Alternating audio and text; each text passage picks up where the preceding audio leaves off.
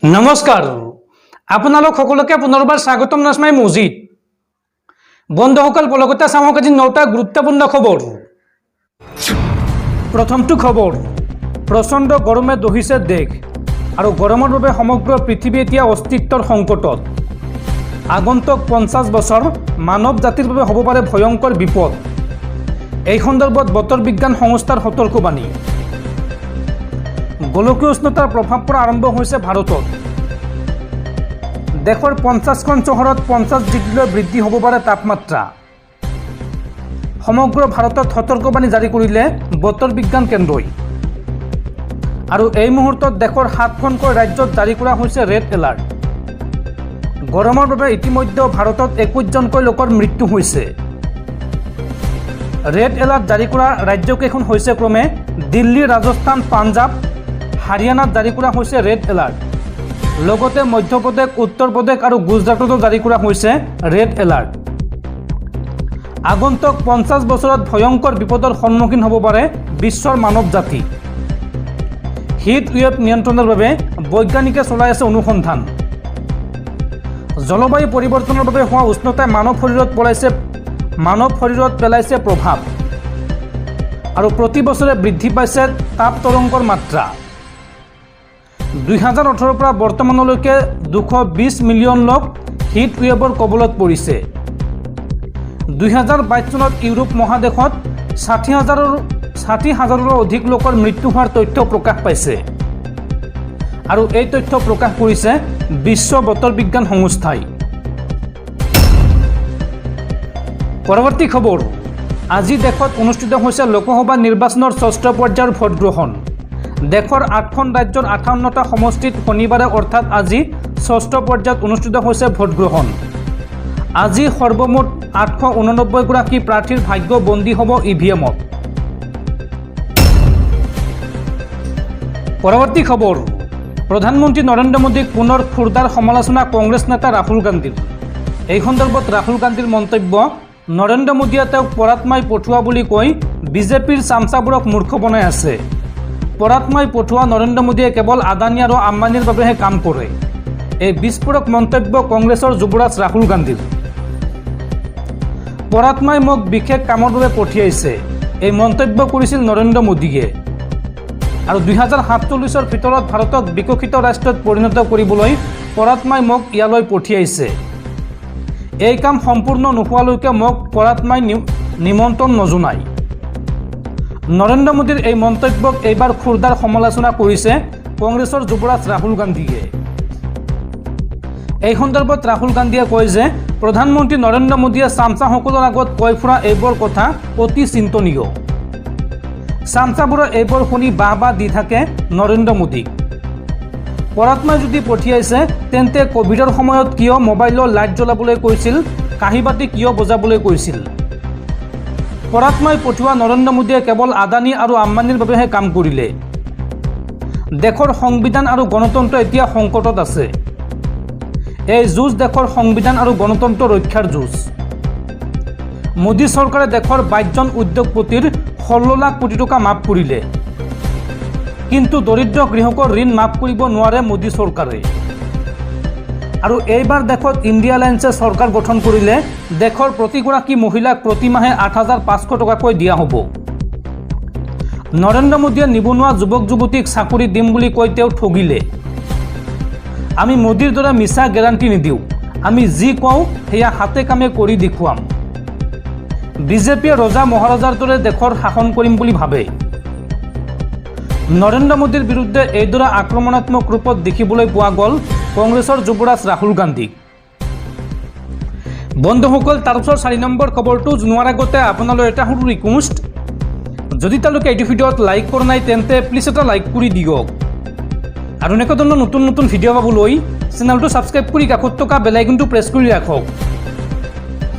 পৰৱৰ্তী খবৰ, গৰমক লৈ ৰাজ্যৰ প্ৰতিখন জিলাত ডিচিলৈ জৰুৰী নিৰ্দেশনা ৰাজ্যৰ শিক্ষামন্ত্ৰী ডাক্তৰ ৰণোজ পেগুৰ। সলনি হ'ব ৰাজ্যৰ বিদ্যালয়সমূহৰ পাঠদানৰ সময়। পাঠদানৰ সূচীক লৈ শিক্ষামন্ত্ৰী ডাক্তৰ ৰণোজ পেগুৰ জিলাসমূহলৈ জৰুৰী নিৰ্দেশনা। পৰিস্থিতি সাপেক্ষে শিক্ষাৰ্থীৰ পাঠদানৰ সময়সূচীৰ ব্যৱস্থা গ্ৰহণৰ নিৰ্দেশ ডিচিসকলক। প্ৰচণ্ড গৰমৰ বাবে প্ৰতিখন জিলাৰ আয়ুক্তলৈ এই নিৰ্দেশনা শিক্ষামন্ত্ৰী ৰণোজ পেগুৰ। উল্লেখযোগ্য যে ইতিমধ্যে ৰাজ্যৰ কেইবাখনো জিলাত সলনি কৰা হৈছে পাঠদানৰ সময়সূচী। এই সূচী অনুসৰি প্ৰাথমিক বিদ্যালয়সমূহত পুৱা 8 বজাৰ পৰা 12 বাজি 30 মিনিটলৈকে পাঠদানৰ সময় নিৰ্ধাৰণ কৰা হৈছে। লগতে মধ্য ইংৰাজী বিদ্যালয়সমূহত পাঠদানৰ সময় পুৱা 8 বজাৰ পৰা 12 বাজি 30 মিনিটলৈকে নিৰ্ধাৰণ কৰা হৈছে। আৰু উচ্চ বা উচ্চতৰ মাধ্যমিক বিদ্যালয়সমূহত লোৱা হৈছে 8 বজাৰ পৰা 1 বজালৈকে পাঠদানৰ সময় নিৰ্ধাৰণ কৰা হৈছে। আৰু তাৰ মাজতে ৰাজ্যৰ সকলো জিলালৈ এই বিশেষ নিৰ্দেশনা জাৰি কৰিছে শিক্ষামন্ত্ৰী ৰণোজ পেগুৱে। গৰমৰ পৰিস্থিতি সাপেক্ষে পাঠদানৰ সময় সলনি কৰাৰ আহ্বান জনাইছে ৰাজ্যৰ শিক্ষামন্ত্ৰী ৰণোজ পেগুৱে। পৰৱৰ্তী খবৰ, প্ৰচণ্ড গৰমে দহিছে দেশ আৰু তাৰ মাজতে পোহৰলৈ আহিছে আন এক চাঞ্চল্যকৰ তথ্য। বিগত 23 বছৰত 23 লাখ হেক্টৰ বন ধ্বংস হৈছে ভাৰতত আৰু দেশৰ ভিতৰত আটাইতকৈ বেছি বনাঞ্চল ধ্বংস হৈছে অসমত। শেহতীয়া সমীক্ষাত প্ৰকাশ পাইছে এই তথ্য। ৰাষ্ট্ৰীয় সেউজ ন্যায়াধিকৰণ বা NGT-য়ে কেন্দ্ৰীয় পৰিৱেশ বন আৰু জলবায়ু পৰিৱৰ্তন মন্ত্ৰালয়, ভাৰতৰ জৰীপ আৰু কেন্দ্ৰীয় প্ৰদূষণ নিয়ন্ত্ৰণ বৰ্ডক ভাৰতত হোৱা বন ধ্বংস সম্পৰ্কে প্ৰশ্ন কৰিছে। উল্লেখযোগ্য যে শেহতীয়াকৈ ইণ্ডিয়ান এক্সপ্ৰেছ কাকতত গ্ল'বেল ফৰেষ্ট ৱাচৰ তথ্যৰ আধাৰত এটা বাতৰি প্ৰকাশ পাইছিল আৰু এই খবৰৰ ভিত্তিত স্বতঃস্ফূৰ্তভাৱে এই বিষয়ত সেউজ ন্যায়াধিকৰণে ব্যৱস্থা গ্ৰহণ কৰিছে। গ্ল'বেল ফৰেষ্ট ৱাচে কৃত্ৰিম উপগ্ৰহৰ তথ্য আৰু অন্যান্য উৎস ব্যৱহাৰ কৰি বনাঞ্চলৰ আৱৰণৰ পৰিৱৰ্তন নিৰীক্ষণ কৰে। গ্ল'বেল ফৰেষ্ট ৱাচে দিয়া তথ্য অনুসৰি 2000 চনৰ পৰা 2023 চনৰ ভিতৰত ভাৰতে 23.3 লাখ হেক্টৰ সেউজ ভূমি হেৰুৱাইছে, যাৰ পৰিমাণ হৈছে ভাৰতৰ মুঠ সেউজ ভূমিৰ 6%। একে সময়তে দেশৰ 4.14 লাখ হেক্টৰ আৰ্দ্ৰ প্ৰাথমিক বনাঞ্চল হেৰুৱাইছে। ইণ্ডিয়ান এক্সপ্ৰেছৰ প্ৰতিবেদন অনুসৰি দুটা কাৰণত সেউজীয়া আৱৰণ হ্ৰাস পাইছে: মানৱ সৃষ্ট আৰু প্ৰাকৃতিক। গছ কটাৰ বাবে বনজুই আৰু ধুমুহাৰ পৰিমাণ কমিছে। উল্লেখযোগ্য যে 2001 চনৰ পৰা 2023 চনৰ ভিতৰত ধ্বংস হোৱা বনাঞ্চলৰ 60% বনাঞ্চল ধ্বংস হৈছে দেশৰ 5খন ৰাজ্যত। উল্লেখযোগ্য যে এই 5খনে উত্তৰ পূব ভাৰতৰ ৰাজ্য। দেশৰ ভিতৰত সৰ্বাধিক বনাঞ্চল ধ্বংস কৰা হৈছে অসমত। অসমত যোৱা 22 বছৰত 3,24,000 হেক্টৰ বনাঞ্চল ধ্বংস হৈছে। ইয়াৰ পিছতে আছে মিজোৰাম। মিজোৰামত 3,12,000 হেক্টৰ বনাঞ্চল ধ্বংস কৰা হৈছে। তাৰ পিছত আছে অৰুণাচল প্ৰদেশত 2,62,000 হেক্টৰ বনাঞ্চল ধ্বংস কৰা হৈছে। লগতে নাগালেণ্ডত 2,59,000, মণিপুৰত 2,40,000 হেক্টৰ বনাঞ্চল ধ্বংস কৰা হৈছে। ৰাষ্ট্ৰীয় সেউজ ন্যায়াধিকৰণে এই সন্দৰ্ভত কয় যে এই বৃহৎ সেউজীয়া ক্ষতিৰ ফলত বন সংৰক্ষণ আইন 1980, বায়ু প্ৰদূষণ প্ৰতিৰোধ আৰু নিয়ন্ত্ৰণ আইন আৰু পৰিৱেশ সুৰক্ষা আইনৰ স্পষ্ট উলংঘাৰ ইংগিত পোৱা গৈছে। সেয়েহে কেন্দ্ৰীয় পৰিৱেশ আৰু বন জলবায়ু পৰিৱৰ্তন মন্ত্ৰালয় ভাৰতৰ জৰীপ আৰু কেন্দ্ৰীয় প্ৰদূষণ নিয়ন্ত্ৰণ বৰ্ডলৈ জাননী প্ৰেৰণ কৰিছে। পৰৱৰ্তী খবৰ, সাৱধান, পুনৰ ভয়ংকৰ গতিত আহি আছে সাগৰীয় ঘূৰ্ণী বতাহ। এইবাৰ প্ৰতি ঘণ্টাত 100 কিলোমিটাৰ বেগত আহি আছে কাল ঘূৰ্ণী ৰেমাল আৰু ৰেমালৰ প্ৰভাৱত অসমত হ'ব ধাৰাসাৰ বৰষুণ। এই তথ্য প্ৰকাশ কৰিছে বতৰ বিজ্ঞান কেন্দ্ৰই। অসম, ৰাজস্থান, পাঞ্জাৱ, হাৰিয়ানা, দিল্লী আৰু উত্তৰ প্ৰদেশৰ একাংশ অঞ্চলত গ্ৰীষ্ম প্ৰৱাহে কালান্তক ৰূপ ধাৰণ কৰিছে আৰু এনে সময়তে তীব্ৰ বেগত আগবাঢ়িছে কাল ঘূৰ্ণী ৰেমাল। বংগোভিমুখে আহি থকা এই ঘূৰ্ণীৰ সৃষ্টি হৈছে বে অৱ বেংগলত। ৰেমাল ঘূৰ্ণীৰ প্ৰভাৱত অসমকে ধৰি দেশৰ কেইবাখনো ৰাজ্যত ধাৰাসাৰ বৰষুণ হ'ব বুলি বতৰ বিজ্ঞানীসকলে আগজাননী দিছে।